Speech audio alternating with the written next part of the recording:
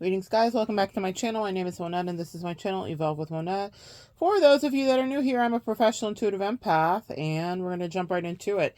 The downloaded message that I had for you guys this morning is for anybody that has ever wondered why your energy may have triggered someone or triggered people around other people.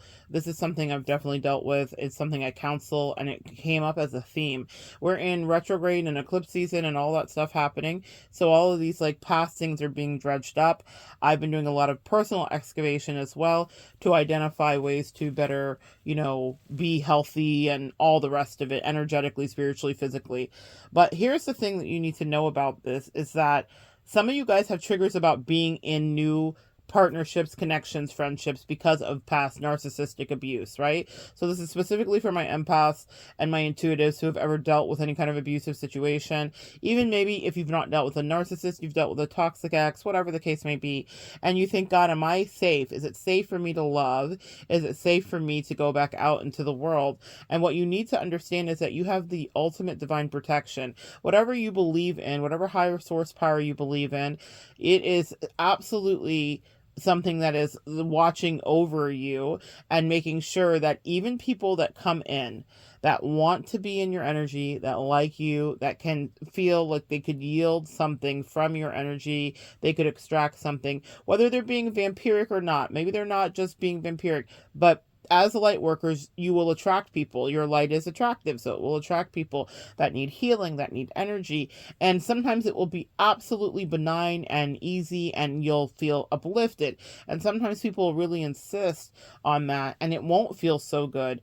But what will happen is, even if they get in, like let's say they breach, they breach the gates, right?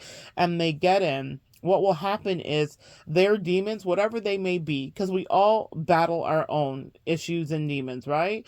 But their demons will be triggered by your light. And they will be so triggered by your light that even though they may want to override bad behavior, they will not be able to. And it will be probably behavior that will cause a trigger in you. I'm hearing fabulous. That's what I call a chain reaction, right? So, if you know, then you know. But it will be something that triggers a chain reaction in them where they act out in a way that will make you aware and alert that this is maybe not safe for you, or this is reminiscent of something you've already been through, or you could just be existing and you may not feel any triggers, but they may start acting weird, and you're like, what's happening? What's going on there? And it's because they are not supposed to be on your path in any long-term real way. And so even though they may come in, like think of a narcissist specifically with a huge love bomb and blah blah blah blah blah, and this is our destiny. I've definitely made a video about someone before who did that to me, and just made like it's so abundantly clear that we had a mission together. But it's because she liked my light and she wanted to siphon off of it, and she was jealous of me, and that's not conjecture. She said it. She told me, and would make snide comments and remarks about the way that people treated me and how my clients felt about me in her observation. And so what I want you to understand is that people will try to get in. She may have really wanted to put on a really great show. I'm hearing Rihanna, you put on quite a show, really had me going. She may have wanted to put on a really great show, but her internal demons could not be triggered by being in my presence, because her natural jealousy, natural frustration, natural sadness about what her life wasn't juxtaposed against mine, even though I had no awareness in the midst of it that it was happening. I started to get some situational awareness as we went on. Trust your instincts, guys. You will know. So someone's demons will make them act out so badly that they'll be like, oh my gosh, I didn't even mean to be that treacherous. I didn't want her to see that side of me. I didn't want them or him to know that I had this ulterior motive or plan, or that I was being duplicitous in any way. They don't want you to know. But that's how powerful our protection system and spirit team is that you will always know, and that they will even betray themselves, because I can guarantee you some of the people that I have excommunicated from my life did not even mean to act that way, but I'm so protected Gotta love it. And you're so protected that they couldn't, it's almost like they were watching themselves behave badly and thinking, what am I doing? Maybe they thought that I'd be a doormat. Maybe they thought you'd be a doormat. Maybe they'd gotten away with murder in the past, whatever the case may be. But in whatever reason, they couldn't really get as close as they wanted to or cause as much damage as they had plotted on and intended to, because you are loved so absolutely. So they told on themselves. They betrayed their own selves with their toxic behavior and terrible energy. And if it didn't trigger you, or you're like, alert, alert, system is batting down the hatches, then their own demons made them so erratic that when they looked back on it, when the spiritual warfare had subsided, you had extricated yourself from their presence, you had cut off the supply of energy, then they're reflecting and thinking like, why did I act like that? They literally are perplexed. And it's because you are protected. A lot of us have been triggered about things, and we're like, why did that happen? Why does this always happen? You know, I certainly have said these words specifically until I realized that it was divine protection that was in order for me, that people's family members and friends and mothers and fathers would be triggered by me, or their co-workers or their lovers, secretly or otherwise, would be triggered by me. I would have no idea other than my discernment that it was happening, but their behavior would be so telling, meaning the person that I had the direct connection with, that I'd be like, what's going on over there? Something's happening because you're acting crazy.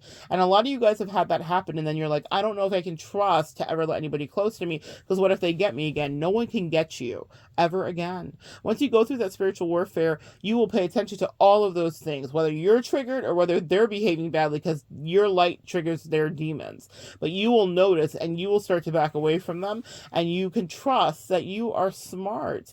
You will know who the heathens are. You will know who should be close to you, and you will know who deserves that energy. As light workers and people that go out into the world and try to make it better in every way we can, there will be people that will be always attracted to you, but it doesn't mean you have to let everyone in, and it doesn't mean you have to let everyone have access to you. And even if you make the quote-unquote mistake, and what I mean by that is you may let it happen because we are loving and we do want to try again and we do care for connection, if they are not meant to be in your path in a deep ace boon coon know all your secrets kind of way, they will act up even beyond themselves. Like it's not normally the game they would play.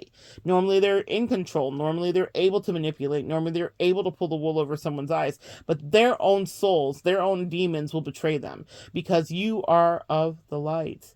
And so you have a pantheon of ancestors, angels, and spirit teams that are watching them. And they will activate terrible toxic behavior in them, and they won't even know why they're doing it. So no one will ever breach the gates again. You can date again. You can have friends again. And you will notice, and it doesn't mean that I'm not, listen here. What I'm not going to lie to you about is to tell you that everybody that comes in may not have some ulterior motives, but that doesn't mean that we're going to cloister down our hearts and never ever allow anyone in, because that's what we're here for. We're here for experiences. We're here for relationships and the mirrors that they offer, right? And even in those toxic situations, here's the promise that I will tell you, is that you are able to extract positivity and you're able to transmute.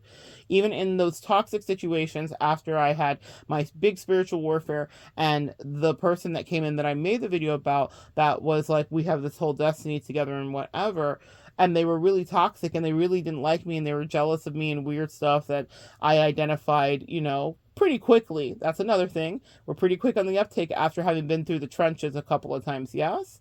So when that person came in, I realized, like, they're not here for me, they're here for them. And not only are they not here for me and here for them, they are toxic and they are deleterious to anybody's life that they touch. Some people have really negative energy, very much 48 laws of power. Beware of the unfortunate and the unlucky, because they will bring that into you. But excuse me, you will be able to know what's happening, and you will not let them really get in and under your skin. In fact, Robert Greene does talk about that, understanding toxic people before they're fully in, because they have a way of getting in your life and then like creating havoc. And that specifically in that situation happened. But it doesn't mean that I shun other new soulmate connections. I welcome them. And it's what I'm literally here to do. Also, some of you guys need to understand that the energy of karma is within you, meaning that not that you're out to get people or that you're trying to bludgeon anybody over the head, but it means this, that if someone tries you, then they will wish that they had not. It means that inevitably then they will get got. And what that means is that your spirit team again rides for you. And some of us have even predicted to people that were close to us, hey, maybe you shouldn't move in this direction, and maybe this person pay attention, and they wanted to disregard it. And so they were in their echo chamber with people that were threatened by your light. So they wanted you out of Dodge, right? And then they get you out of Dodge. And now even those people miss your presence, because a lot of us empaths and intuitives bring a calming energy to the people in our lives. And so even without you being there, now, as much as the third party may have worked very hard, whatever your third party is, yeah, we know it comes in every flavor and every description, right? They could be romantic, it could be a family member, it could be you name it. But whatever the third party that was like, we hate this light, the demons in them hated your light, we want you out of this person's life because we want total access to devour their soul. When you're gone, they wish you were back, because there's such I'm hearing an infinite sadness, right? That is present in the person that gave control over to those other third parties. They miss you so deeply, so terribly, that it affected the relationship that they had with the third parties. The third party now understands how you were a regulator, how you were, let's say, an antidepressant, you were emotional Paxil, you were emotional Xanax, probably for some of those people in your life. A lot of y'all can relate to this. I've seen your letters and I've seen your shares, and I appreciate it. I've also seen and talked to you on our lives. And what I will tell you, our lives meaning like when I've gone live here on YouTube, but what I'm going to tell you is that you kept people balanced. Even the people that wanted you out of the paint, you were keeping the person balanced, probably, more than likely, absolutely, and emphatically. And so you will learn that you trigger people, and don't beat yourself up and think, why is this my portion every time? It is your portion because that person clearly did not have a long-term destiny with you, and they could not handle the life that you were supposed to have. They could not walk with you. And sometimes your angels and ancestors and spirit team, God, whatever you want to call it, will get people out of the way, even if it's that they self-detonate with their own behavior. They do something that makes you aware, like, fuckery is afoot. There is nonsense going on here. That doesn't mean that relationships of all kinds don't have their ups and downs and that you have to figure stuff out. My favorite relationships are when we get into the nitty gritty and get down to things and figure out what life between any connection is all about. I love that. I'm in the trenches for it. I don't abandon ship ever. But when I'm talking about these new connections that come in for you, when you're like, I'm going to open my little empath heart again, even though it got trampled last time, and then if someone is being clever or duplicitous or weird or not really communicating their truth, then what you will find is that you'll be protected, even if it's from bad behavior from them to you, or if you feel triggered enough to make the distance. So trust yourself. Relationships will happen. They are supposed to. And to hermit yourself forever would be to your detriment. Your soul is crying out to some level for somebody here for reconnection. And you can have that. And, it's something that I've said to myself recently as I've been identifying things from some of those situations, that I'm still looking for my Cinderella. And what that means is, in some ways, I'm still looking for a connection, a soulmate connection, where they don't trip themselves up and gaslight themselves or get gaslit by other third parties, and where they absolutely choose me when it's happening, right? So that's something that I made a video about here recently. I am still looking for that, and I deserve it, and I will have it. It has not happened yet, yeah?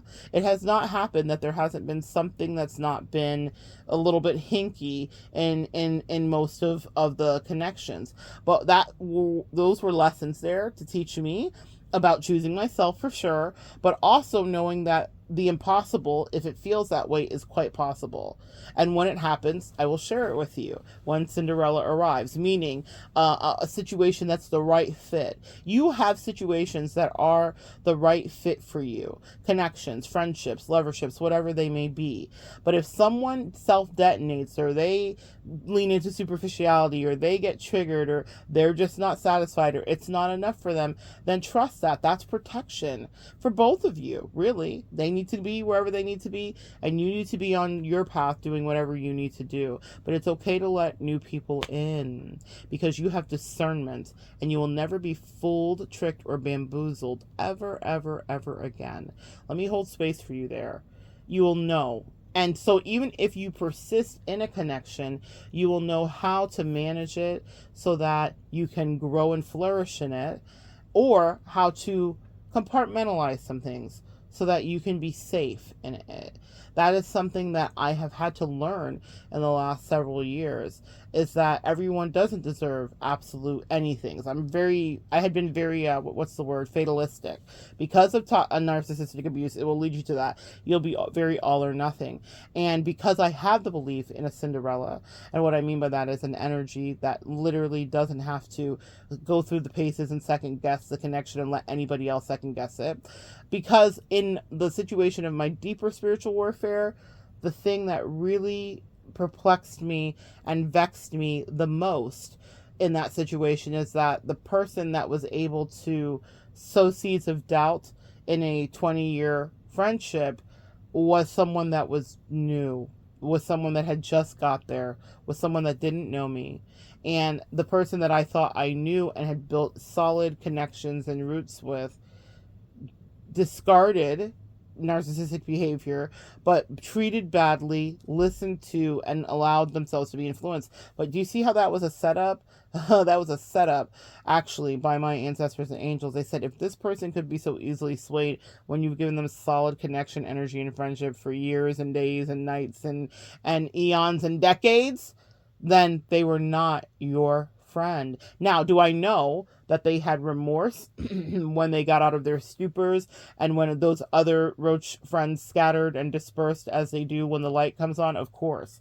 Of course. So much so that I had compassion, and that's why sometimes that salt or spiritual divorce is necessary, because I knew that my heart would heal and I would feel bad for them that they had allowed. I would feel bad. Come on, empath. Let's talk. I would feel bad that they had allowed themselves to be taken off of the path and the trajectory that our friendship had the potential for. Because each of us come in with an assignment for people. And so sometimes people are assigned, like my bestie was assigned to me after heartbreak to help me heal, because she was the best at doing that. You know, in all of the universe and in all of the past lifetimes, my angels and ancestor teams searched for someone who could come in and love me in a very specific way when I was the most broken I had been in a long time. And so when people are dispatched, so it's very often I'm dispatched to people, but that person was dispatched to me. We are dispatched to people. And in that 20-year friendship, I was dispatched to somebody who disregarded me and threw me away for nobody, for someone that is not in their life in any real way, that never had their best interests, that didn't care about them, and that was new. Literally, like, juxtaposed 20 years to a couple as a co-worker, not a friend. Does that make sense? So I really was perplexed, and I thought the injustice. And my angel said that rejection that you experienced was your protection. And even though I quote unquote ended it and did the things and walked away and whatever, it was a rejection that I felt. Empath, use your intuition. I felt her BS nonsense, her devaluing. I felt the narcissistic abuse. I didn't wait for her to explain to me what she was doing. I then disembarked. You know how I feel about that, very politely. Tends across the boards. I didn't do an exit interview with that one because she did not understand my worth. I knew she would in my absence. But her demons were triggered by my light. Whomever she had around her's demons were triggered by my light. And they were like, let's get her the F out of here. And that's what they did because it made them fear. Our energy makes people tremble and shake and have fear because we can see through people. And usually we're very honest. And in my way in life, I'm incredibly honest. I know exactly what kind of karma I levy. Not to actually do it because I set out to, but it's because it's the gift that is within me. It's to kind of just have levels of accountability. And that means that I had to be accountable with myself. But I knew that she would have deep remorse when she sobered up or whatever, when the roaches had scattered and gone, and would think, oh my God, how did I get this so wrong? How did I let someone that I don't even like meaning the persons that were triangulating, that she allowed and she delighted in, because really the great value is in the relationship that felt like kin, meaning a friendship that felt like family. And you can't replicate that. You can't remake that easily. So for those of you that have had that situation, know that you are not easily replicated and remade. And if you love someone completely and you give them your full heart, and then they dabble in inauthenticity, maybe that is your angels doing their part to say they don't deserve to be as close as you think. We have a way of loving people very purely, and people can take that for granted. They can get the ick from it because it's like, I've never been loved this way. This is too much. They can feel a lot of things, and then they can self-destruct. But if that happens, it doesn't mean that you go back in to have that self-destruction happen time and time again. It means you observe that and then say, okay, that was your choice, and now I will adjust the light. Not that I'm going to turn my light down for you, but you don't need as much access to it as you thought that you did, and I thought that we would do. Does that make sense? So that's even in relationships where you are continuing. But even if you're not continuing and someone just really does some weird stuff, don't take that as rejection. Take that as your angel saying, we had enough. We weren't going to let you be treated this way. And had I had stayed for the abuse of that 20-year relationship, and had I had stayed and decided that I was going to fight for the friendship and try to prove that the new person that she had triangulated with me and was, pitting me against the person, and dive into the other person's jealousies about me because she was intimidated and wanted to be like me. And when I say to be like me, meaning she had a life that was very constricted and controlled. So of course she would control. That's what abused people do. They hurt. So in any case, I couldn't get into the psychology of that. Could I have been of service to them? Probably, to some degree. That's my job. However, it was not my job to stay there and develop all kinds of other complexes and get my friend to see the light of day. My friend, quote unquote, so loosely quote unquoted, right? It wasn't my job to do that. It was my job to say, I choose me. So that's been my repeated themed energy. And I've seen it with the clients as well. Choose you. And if you don't think you're going to choose you, guess what your angels and ancestors and your spirit team will do? They're going to choose you. They will cause a person that you might think is like the best person in the whole entire world to do something absurd. You're watching them and you're like, why is this happening? And it's happening because they did not know your worth. And they would have treated you badly if you would have continued. I have been saved so often and in my life with angels and ancestors allowing someone to just like act up. Like, they may not even know why they acted up. They may really have wanted a connection with me, but they did something that let me know, like, oh, okay, I see. So trust yourself that you will get that message. And also that they may come back and spin the block. I definitely had that ex come back and be like, I'm sorry, I hate this. Feels like you died. I'm so sad about it. But the thing about it is she delighted in being weird to me. You know that meme? Why are you being weird to me? She delighted in being weird to me because she was getting a lot of gratification and payoff from that third party dynamic. And that third party dynamic was also intimidated by my light. So sometimes you can't be in that fight. It's a spiritual warfare where you're learning about who you are and how to fight, but you're not supposed to stay in those trenches day after day and night after night.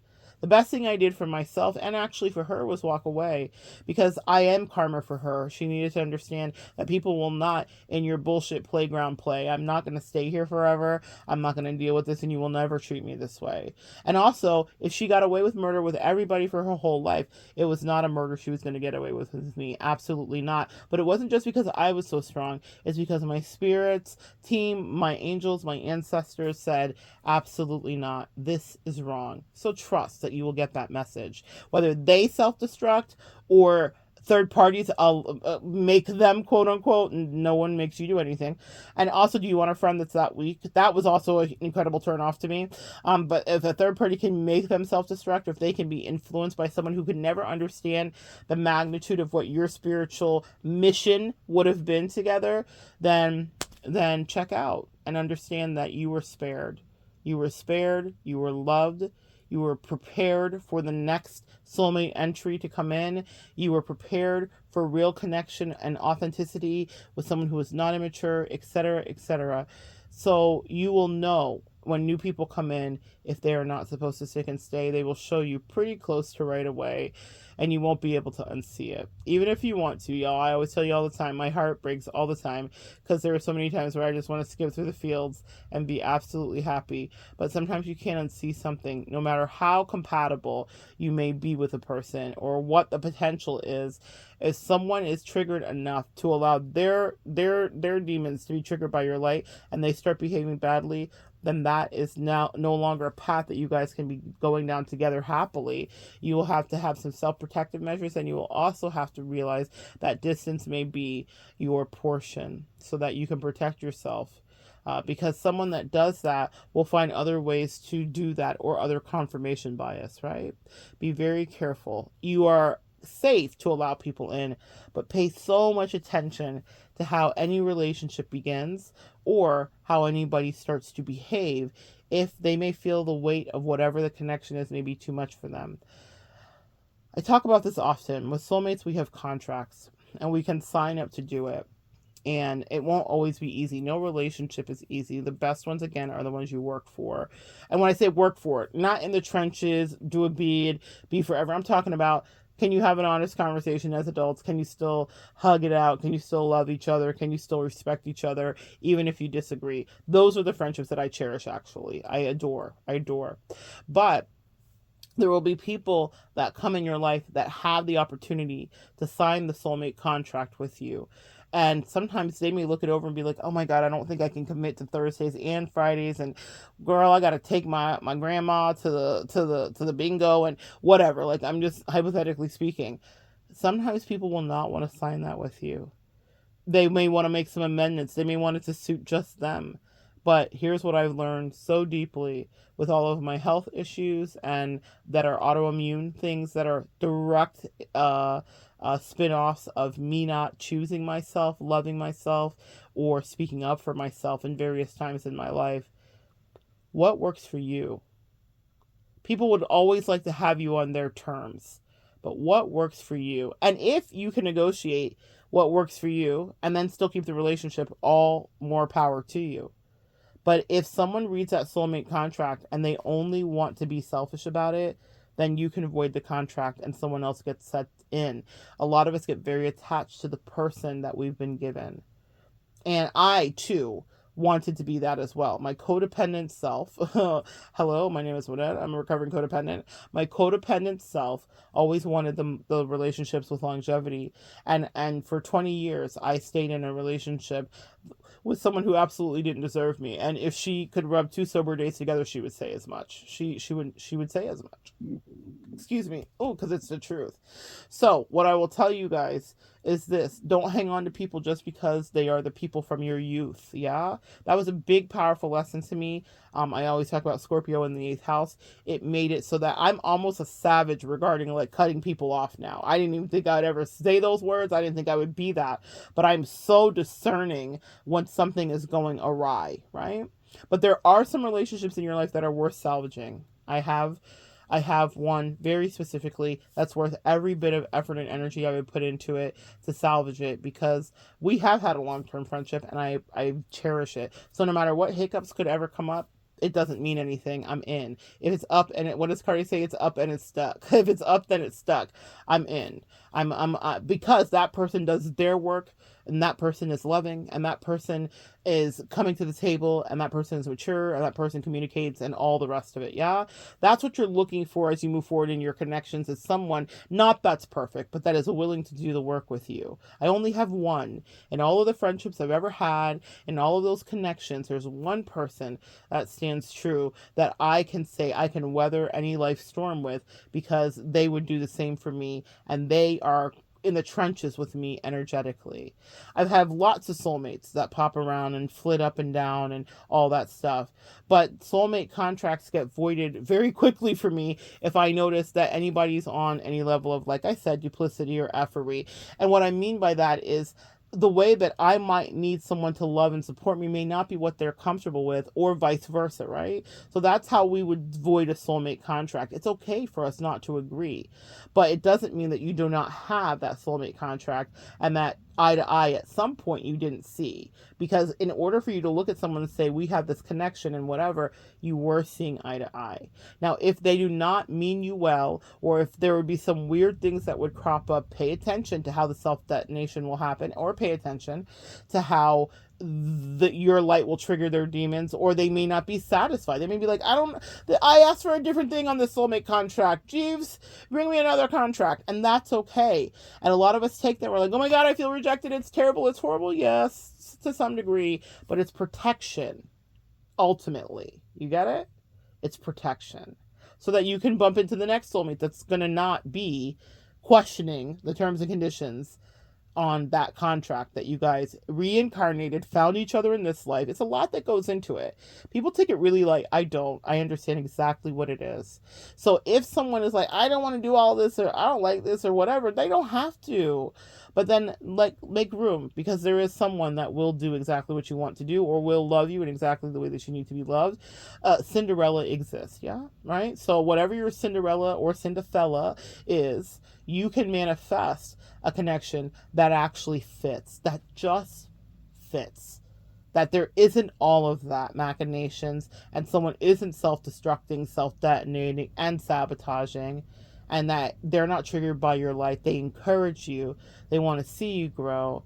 They love you. They want to see flourishing happen for you in every way, and you want that for them too. I hold out hope for that soulmate. And I hold out hope for you, those of you that are re-entering dating pools, or re-entering friendship pools, or re-entering work dynamics where maybe you have felt betrayed. Understand that if they self-destructed, or if they behaved in a bad way, it was because your angels and ancestors did not want you to yet again be betrayed. You are so loved. It is safe to go back in the water. My sweet empaths and earth angels, your discernment, water specifically dealing with emotions, your discernment is at an all-time high. There is no alert for the sharks off the line of the coast. Even if they got close, you would be made aware so that you could survive, because there's so much more for you in store. And it is now your season to thrive. So good sharing energy with you today. Come back and join me next time, and we'll continue to evolve together.